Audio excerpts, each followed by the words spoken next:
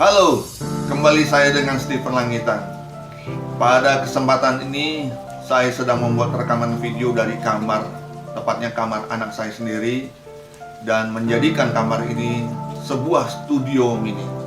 Ya, video ini akan membahas tentang apa saja sih yang menjadi kendala bagi mereka sebelum melakukan touring jarak jauh. Saya mencatat umumnya ada 3 masalah. Nah, sebelum saya bahas, sebaiknya teman-teman membaca dulu buku ini, yaitu buku Naik Motor Seorang Diri Jakarta-London 30.000 km. Karena buku ini sudah membuktikan dan menjadi satu jawaban bahwa saya telah mentuntaskan perjalanan 30.000 km naik motor seorang diri, yaitu touring jarak jauh dari Jakarta menuju ke London. Jadi jawabannya sebenarnya udah ada di sini. Tapi baiklah, melalui video ini saya akan memberikan jawabannya bagaimana caranya. Artinya sedikit mengulas dari isi buku ini. Oh ya, buku ini totalnya 430 halaman. 430 halaman full color, berwarna, ya. Oke, saya nggak perlu menjelaskan semuanya di sini. Baik, kembali ke topik. Topiknya adalah kendala-kendala yang dihadapi teman-teman. Bagaimana saya bisa melakukan touring jarak jauh, tapi saya ada kendalanya. Kendala itu umumnya ada 3. Yang pertama, masalah dana. Betul nggak? Teman-teman menghadapi persoalan dengan dana. Saya nggak punya uang, saya nggak cukup uang, saya ya terkendala dengan uang, ya, karena perjalanan jarak jauh itu membutuhkan biaya yang cukup besar, bahkan sangat besar. Yang kedua adalah masalah izin keluarga. Saya mau touring jarak jauh, tapi ya nggak bisa meninggalkan keluarga, nggak bisa meninggalkan istri, nggak bisa meninggalkan anak-anak yang masih kecil, ataupun juga nggak dapat restu dari orang tua, bahkan yang pacaran nggak dapat restu pacar. Yang ketiga, sudah tahu teman-teman, masalah waktu. Waktunya saya nggak punya waktu. Kalau seminggu saya masih bisa, ke Sabang saya masih bisa, ke Bali saya masih bisa. Tapi kalau udah sebulan, 2 bulan, aduh, kalau gitu saya harus berhenti bekerja dong. Saya dipecat pulang-pulang. Cuti habis, bahkan dipecat lagi sama bos saya. Bagaimana menjawab semuanya itu? Ini dia persoalannya. Jadi sebenarnya kembali, persoalannya saya sudah buktikan 30.000 km saya bisa lakukan. Anda sebetulnya bisa juga. Yang pertama, masalah dana. Masalah dana harus kita bisa siasati melalui cara kerjasama dengan perusahaan. Dalam hal ini perusahaan sponsor, atau disebut menjadi program sponsorship. Yaitu bukan sekedar perusahaan itu menyediakan dana, bukan. Dalam hal ini kita bersedia melakukan kerjasama. Kita bersedia bekerja sama dengan perusahaan, di mana perusahaan kita tawarkan apa saja yang menjadi keuntungan bila mana mereka mau ikut mendukung perjalanan ini, gitu. Saya ngambil perjalanan Jakarta London aja ya, ini karena berdasarkan pengalaman. Sebenarnya kalau bicara sponsorship, hampir semua perjalanan saya, baik di Indonesia maupun yang perjalanan ke luar negeri, itu saya siasati dengan bekerja sama, sponsorship. Artinya saya tidak perlu mengeluarkan uang, ya, dalam hal ini perusahaan yang melakukan pengeluaran uang tersebut. Mereka yang mengeluarkan dananya, mereka yang mendukung dananya. Saya hanya sebagai pelakunya saja, pelaku atau sebagai ridernya untuk melakukan program kerjasama yang disepakati. Detail dari perjanjian kerjasama sebenarnya sudah ada di jawabannya ada di buku ini, jadi saya nggak perlu jelasin. Jadi mensiasati untuk mendapatkan dana dan kerjasama dengan perusahaan, teman-teman bisa baca di buku ini. Oke, jadi dana itu sekali lagi Anda tidak perlu mengeluarkan dengan uang sendiri, tidak perlu. Anda tidak perlu mengeluarkan atau mengambil uang tabungan, tidak perlu. Cukup uang tabungan hanya sebagai jaga-jaga saja jika memang ternyata dananya kurang. Tetapi yang menjadi patokan utama di sini, untuk mendapatkan dana, Anda harus bersedia bekerja sama dengan perusahaan. Bagaimana cara bekerja samanya? Kembali lagi ada di buku ini. Jelas, ya. Oke, maaf teman-teman. Saya bukan mau mempromosikan habis-habisan tentang buku ini. Tapi kalau Anda punya pertanyaan masih itu-itu saja, saya nggak punya dana, tetap jawabannya ada di buku ini. Solusinya ada di sini. Yang kedua, masalah waktu. Teman-teman selalu bertanya atau mengeluhkan, saya nggak punya waktu, saya nggak punya kesempatan ini kapan mau saya lakukan? Apakah saya nunggu pensiun? Apakah saya harus berhenti bekerja? Apakah saya, nggak tahu lah, persoalan itu masalah waktu. Saya nggak punya waktunya deh. Padahal Anda punya semangat dan impian yang menggebu-gebu, yang betul-betul pengen banget, ingin banget. Tapi kembali Anda mikir, aduh waktunya men. Nah, jawabannya begini bro.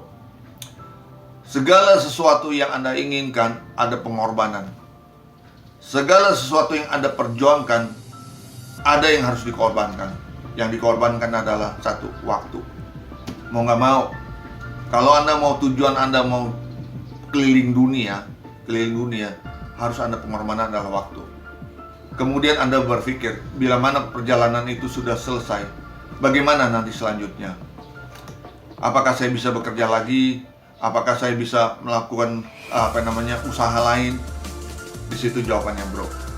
Bagi mereka yang ingin melakukan perjalanan touring jarak jauh, harus berani ngambil sebuah resiko. Resiko ada harganya. Sebuah resiko yang kita ambil ada konsekuensinya. Harus punya semangat dan optimis. Itu saja pesan saya. Jadi waktu menjadi sebuah pengorbanan bila mana tujuan dan impian itu mau diraih atau mau dicapai. Itu pesan saya. Sekarang yang ketiga. Kendala yang ketiga adalah masalah yang sering ditanyakan adalah tentang izin keluarga. Ini poin yang ketiga. Terus terang saja, perjalanan jarak jauh harus mendapat izin dari keluarga. Karena kalau tidak mendapat izin dari keluarga, perjalanan itu terasa pincang. Anda melakukan perjalanan tapi keluarga tidak mengizinkan, rasanya tidak sejahtera, tidak bahagia. Dalam hal ini kita harus merasa bahagia, harus merasa sejahtera melakukan perjalanan ini. Oleh karena itu harus mendapatkan izin dari keluarga. Pengalaman saya untuk mendapatkan izin dari keluarga memang sulit awalnya. Tetapi begitu melihat visi dan misi yang saya sampaikan di dalam proposal, dan akhirnya sang istri luluh dan mau menyetujui perjalanan saya dari Jakarta menuju ke London. Karena apa? Visi dan misinya jelas. Nah, inilah poin yang paling utama. Visi dan misi perjalanan Jakarta-London bukan untuk kesenangan pribadi saya, melainkan untuk kepentingan bangsa Indonesia. Saya mengambil tema yaitu kibarkan merah putih ke pelosok dunia. Merah putih menjadi suatu perjuangan saya untuk saya bawa sampai ke pelosok dunia, naik motor seorang diri. Di sini akhirnya istri mulai paham bahwa saya melakukan touring jarak jauh bukan untuk kesenangan pribadi, tapi untuk kepentingan bangsa dan negara. Saya percaya pasangan atau keluarga, istri maupun suami katakanlah, ataupun orang tua, jika Anda mempunyai misi dan visi yang jelas untuk kepentingan bangsa, bukan untuk kepentingan Anda sendiri, pasti akan dapat restu. Oke, masalah lain adalah masalah motor. Ada yang bertanya, motor saya motor skutik, apa bisa ya? Motor saya cuma 150 cc, apa bisa ya? Semua motor bisa. Bisa. Cuman Anda gini, kalau Anda bekerja sama dengan perusahaan, khususnya dalam hal sponsorship, perusahaan sponsor akan memikirkan 2-3 kali kalau Anda pakai motor yang kemampuannya tidak sesuai dengan rute yang Anda lewati. Itu aja bro. Jadi dalam hal ini kita harus bijaksana, harus bisa menawarkan satu motor yang sesuai untuk perjalanan jarak jauh. Dalam hal ini kepentingannya adalah ini, saya senang, perusahaan senang. Saya pilih waktu itu dari Jakarta ke London motornya 250 cc karena menurut saya itu yang paling sesuai.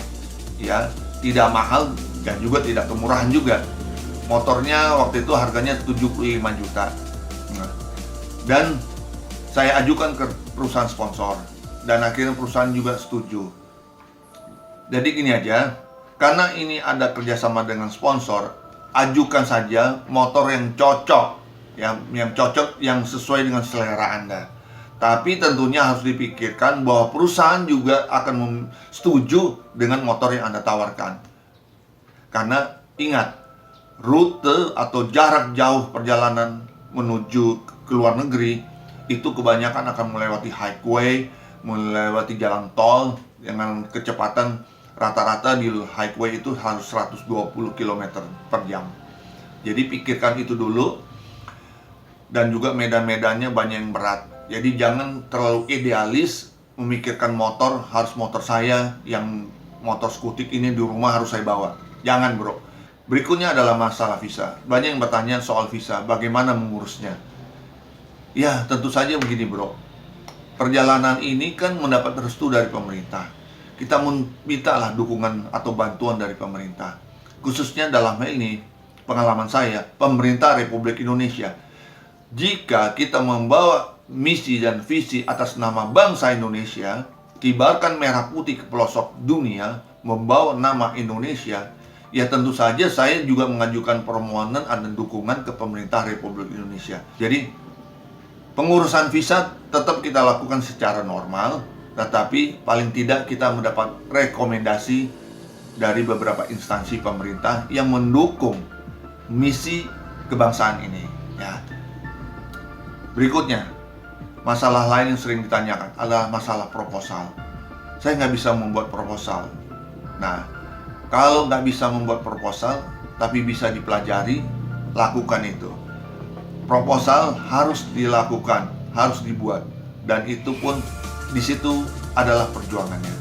Membuat proposal tidak langsung jadi, artinya tidak langsung pun disetujui. Itu pun harus diulang berkali-kali menjadi yang lebih baik. Untuk bicara sempurna, saya tidak pernah mendapat jawaban yang sempurna.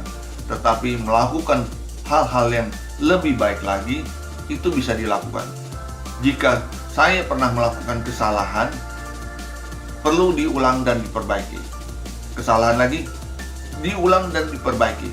Intinya, proposal harus selalu diperbaharui dan diperbaiki sesuai dengan keinginan perusahaan ataupun instansi yang akan mendukung perjalanan ini.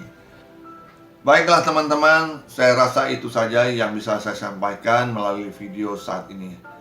Tetap di rumah, jangan kemana-mana, bekerja dari rumah. Stephen Langitan,